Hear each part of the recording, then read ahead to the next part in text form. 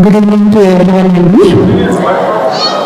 And మన మంత్రివర్యులు పొన్నం ప్రభాకర్ గారికి, నాతోటి సహా నటీనటులు, మీడియా మిత్రులు, విచ్చేసినటువంటి అవార్డ్ విన్నర్స్ అండ్ అందరూ అభిమానులకి, ప్రేక్షకులకి అందరికీ కూడా నా హృదయపూర్వక నమస్కారాలు.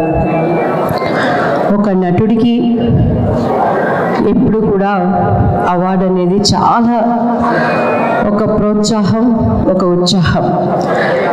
నేను పెళ్లి పుస్తకానికి నాకు నంది అవార్డు వచ్చినప్పుడు అమ్మ జయలలిత గారి చేతి మీద తీసుకునేటువంటి సమయం లేక, అదృష్టం లేకపోయింది. మా అమ్మగారు తీసుకున్నారండి.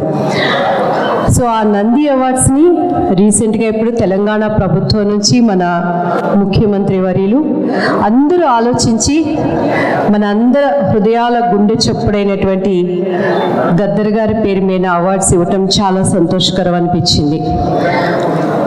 అందరికీ ఆ అవార్డు దక్కకపోయినా ఈరోజు మన సహోదరుడు Ramesh vision studios icon of excellence award తరపున మరి కళాకారులను గుర్తించి, చాలామందికి ఉంటుంది గద్దర్ అవార్డు నేను తీసుకోవాలి అని, కానీ అందుకోలేని వాళ్ళకి మేమున్నాము అనే విధంగా ప్రోత్సహిస్తూ ఇలా అవార్డ్స్ ఇవ్వటం చాలా సంతోషకరం.